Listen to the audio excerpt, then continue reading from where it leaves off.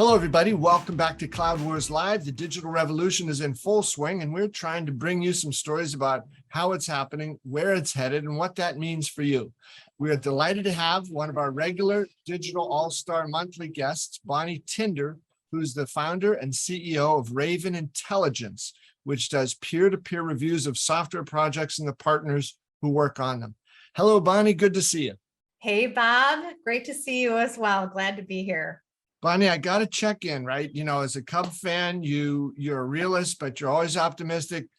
How are things for Cub fans? Oh, they're absolutely dismal, unless you're at the actual game at Wrigley Field, and then they're amazing, whether win or lose. But yeah, I'm a Chicago fan, so I'm used to it, and I'm just happy to attend a game.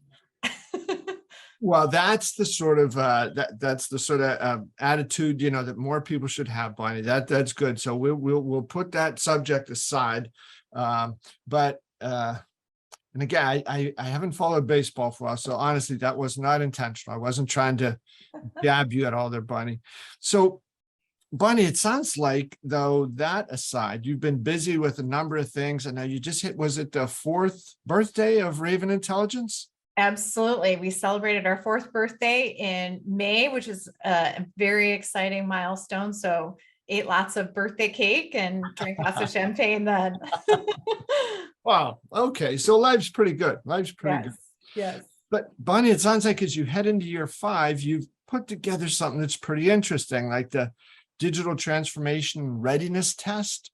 Could you tell us about that and what the purpose is?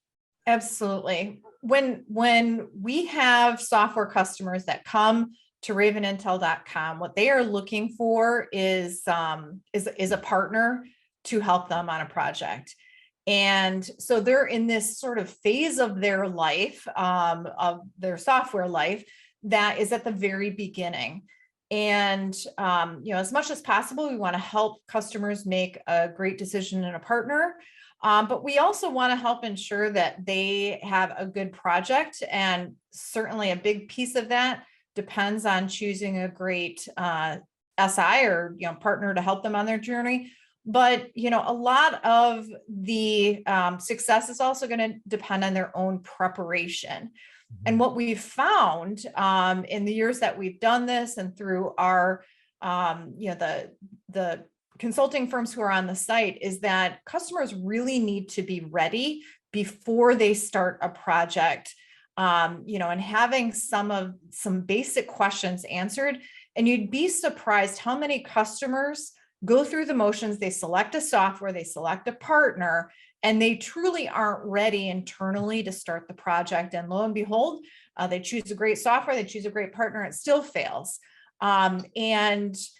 So we wanted to help customers be ready.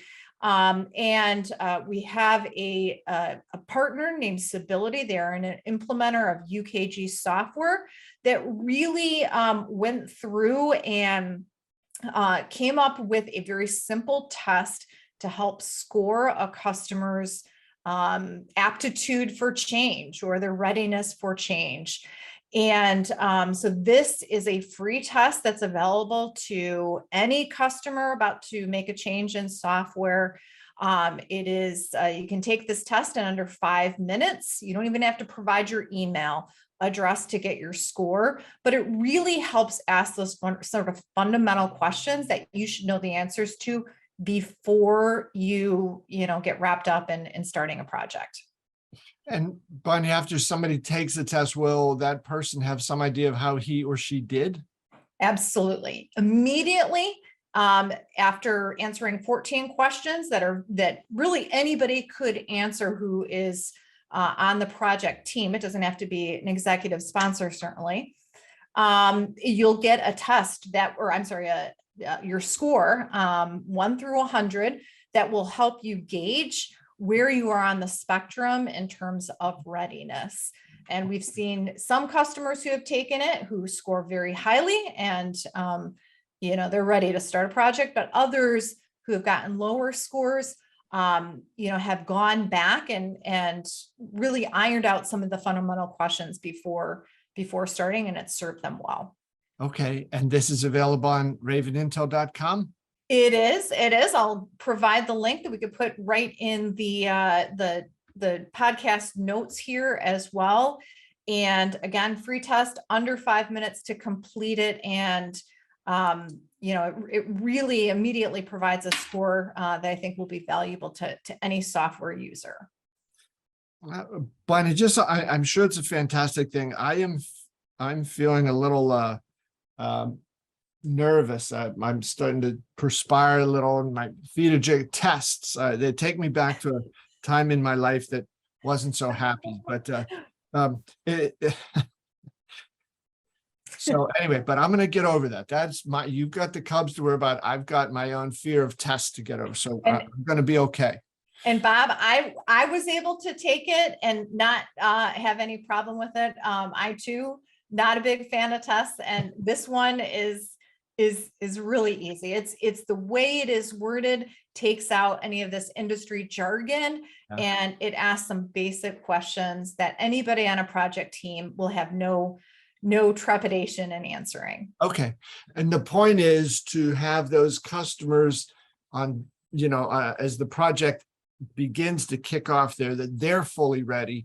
They know what's going on. They're as well prepared as they can be. And I think it sort of parallels, at the National Football League and the training camps beginning now. The one thing the coaches tell the players is, you come to camp and you're not ready, you're going to start off way behind just to begin with. And there's enough other competitive challenges. Don't come in here in bad shape. And I guess companies are relying on the software vendor and the partner to help, but the companies have to take full responsibility for being ready themselves, right? Absolutely. Sometimes you got to go slow to go fast. And, if you can get yourself to the starting line or to training camp fully prepared, that is going to allow you to sail through an implementation so much easier than if you're trying to train as you go, so to speak. Yeah. And or get up to speed as you go. So I think it's a really good sort of litmus test with, should I start this, or should I really determine some of the answers to some of these questions, or in some cases, maybe you have no business about doing a software project because you don't have these fundamentals really covered. And I can tell you what those are. It really centers on 5 main areas. Number one is stakeholder support. So every project should have an executive sponsor, somebody that has, a strong voice within the organization, who will champion the project and not just help you get it signed and budgeted for, but really help you make sure that you can get the project, quote unquote, sold internally. And not just through the contract signing, but through the go live and ongoing adoption of the project as well. Without stakeholder support, if you don't have that, or it's weak stakeholder support, there's going to be some challenges. Yeah, Bonnie, I think there's less and less interest today in a part of business when people talk about, well, it's an IT project. Now, it has to be a business project that is delivered via the IT organization skills in partnership, as you say, with all the relevant parts of other pieces of the business. Without question. And you'll see the real problems if a project goes poorly when that project does not have stakeholder support. All of a sudden, that's then when the fingers get pointed to the project lead, or somewhere else within the organization, because you didn't really have that that you didn't have a champion internally sort of fighting your battles in a boardroom. And so I think where this really becomes evident and problematic is if there's challenges during the implementation. And as we know, there's always challenges. Yeah. So number one, make sure you have your stakeholders lined up. That's right. Number two is another people sort of issue, right? You need to have a solid project manager assigned. So this is not the executive sponsor, but this is the person who day to day is going to make sure that that project continues on the path that started, They are the one who's going to manage the team day to day. They're going to be the point person for timelines and making sure the budget is accounted for. And this particular person also needs to be an A player within the organization. Number one, but number two is committed to the project to see the project through. So you don't want to have a project manager who is going to go get promoted and or move to a different role, and lo and behold, leave the project half complete. That's really when things have challenges as well. So number two is project management, having a great project manager who is also going to be tied to the success of the project. And Bonnie, from what you've said here, and I know other times when you've talked about the significance of this, you also don't want to have somebody come in who might be really good, but that person come and say, hey, look, I'm sorry, I've got 8 of these going on right now, and I'll do the best I can in the limited bandwidth I have, but, don't expect too much. That this person has to have this be an absolute top priority, right? Without a doubt. And as much as possible, they're going to have their day job as well, but being able to distribute their workload during the duration of the project is really important, because competing priorities, even if they're an A player, they're not going to be able to have enough focus that a big project deserves. So making sure they have the bandwidth as well. Yeah. And I suppose to help, when that bandwidth is there and the focus from the leader, you've got to have a good team. Without a doubt. So that's number 3. The project team members need to be selected, and they too need to have a very defined role on the project. They need to have an awareness of what the time commitment will be, and the availability, and as much as possible, the commitment to see the project through. At Raven, in our customer reviews that we have about projects, about 64% of the time, that team will have some churn, whether it's at the consultant side or whether it is on the customer side. It is inevitable in the world that we live in, the Great Resignation, and just the way that people change roles internally. Perhaps you're going to have a change on the side of your consultant, project lead as well, which you want to guard against that, but it does happen. When resources get pulled in different directions within a firm. So you have to sort of be prepared that there's going to be some churn on the team, but mitigating that or phasing the project so you can make sure to keep it intact for the various phases and ensure, effective knowledge transfer. That's a really big deal. And team turnover can really deep six a project if that's not cared for. Okay.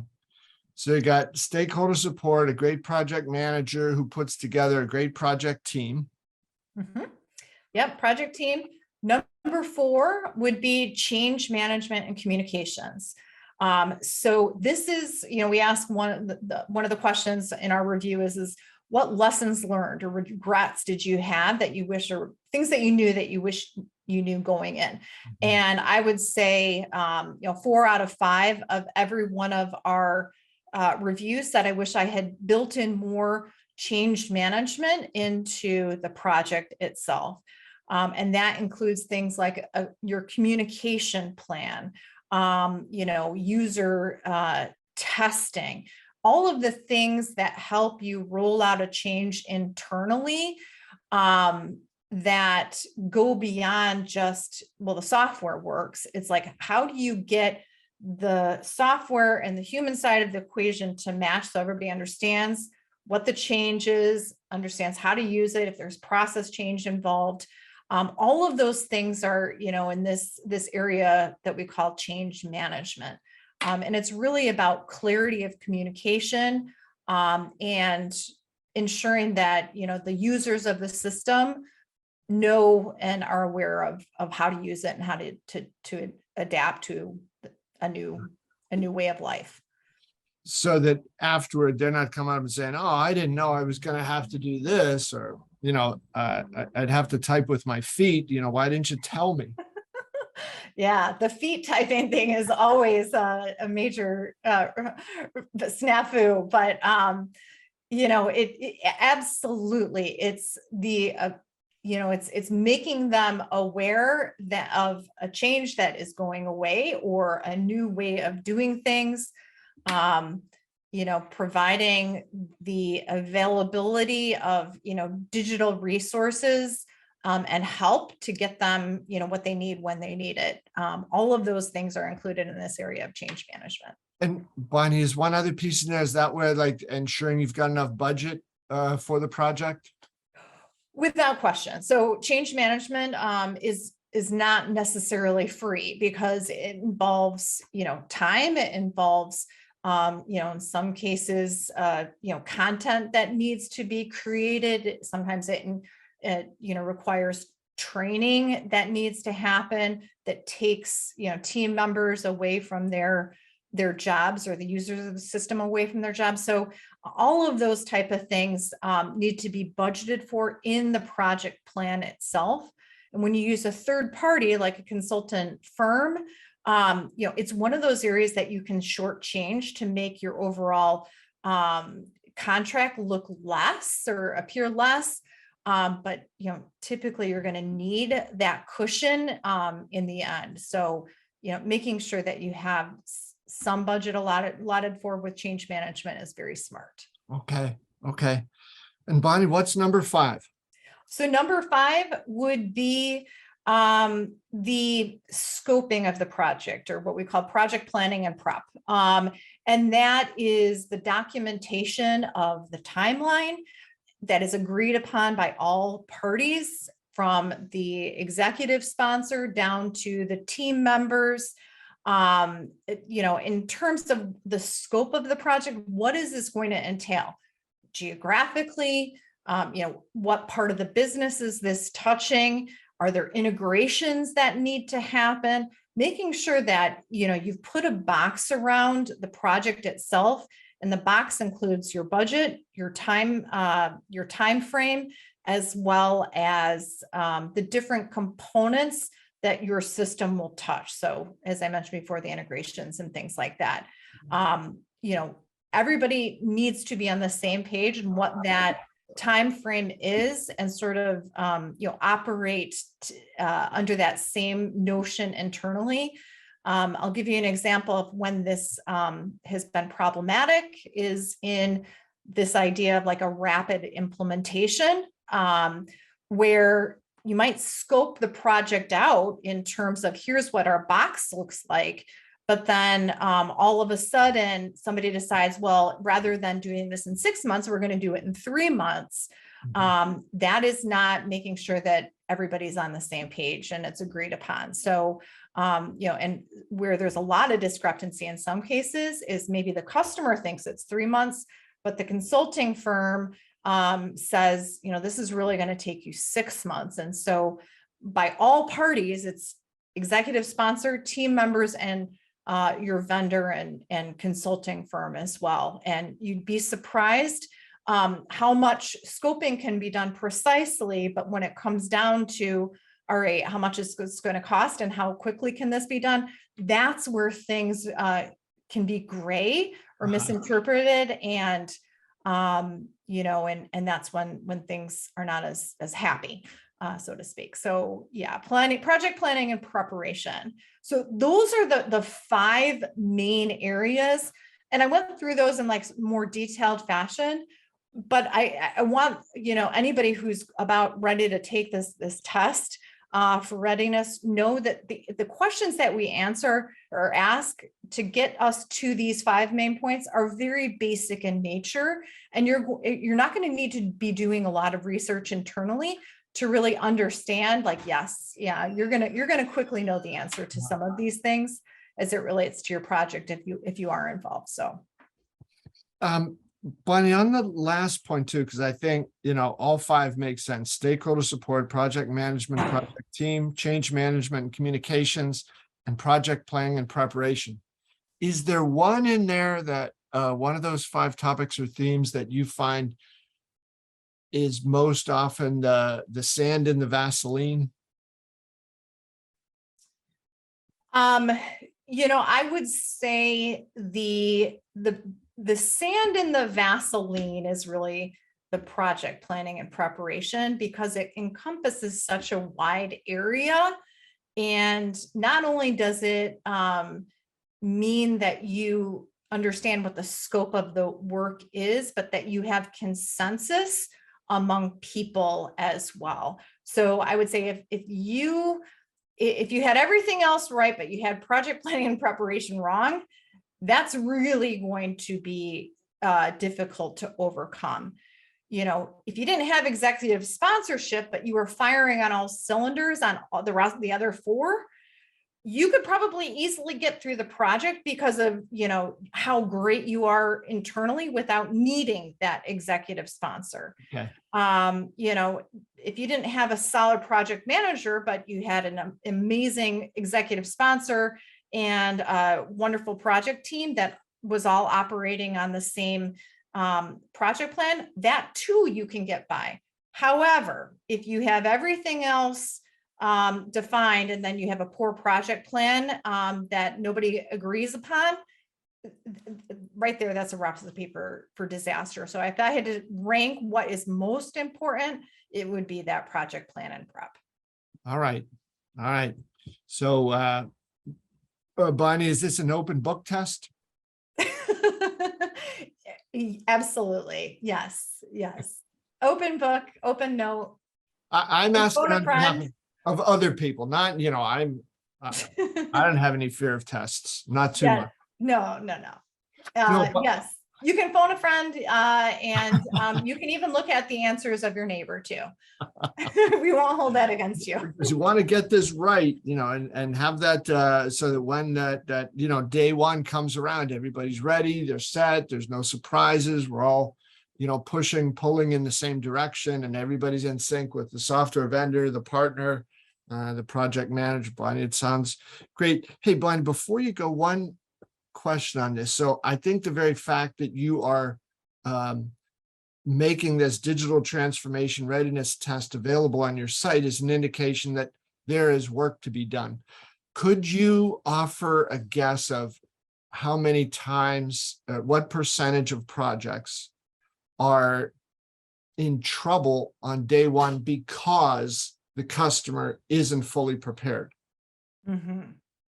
That half?